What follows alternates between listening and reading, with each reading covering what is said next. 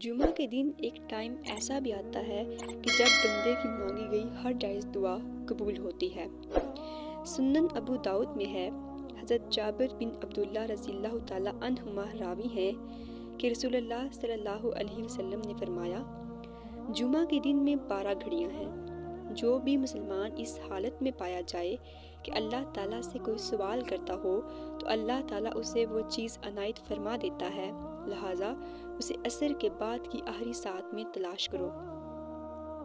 اسی طرح حضرت ابو ہریرہ رضی اللہ تعالیٰ عنہما سے روایت ہے کہ رسول اللہ صلی اللہ علیہ وسلم نے فرمایا، جمعے کے دن ایک ایسی ساعت آتی ہے کہ جسے اگر کوئی بندہ مومن پائے اور اس میں اللہ تعالیٰ سے بھلائی کا سوال کرے تو اللہ اس کو وہ بھلائی عطا کر دیتا ہے، یعنی اس ساعت میں مانگی جانے والی دعا ضرور قبول ہوتی ہے۔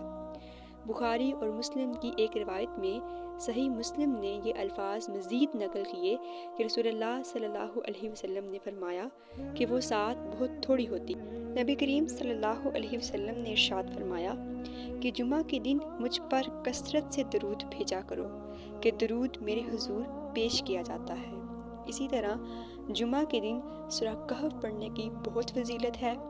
فرمان نبوی صلی اللہ علیہ وسلم ہے کہ جس نے جمعہ کے دن سورہ کہف پڑھی اس کے لیے 2 جمعوں کے درمیان نور روشن ہو جاتا ہے۔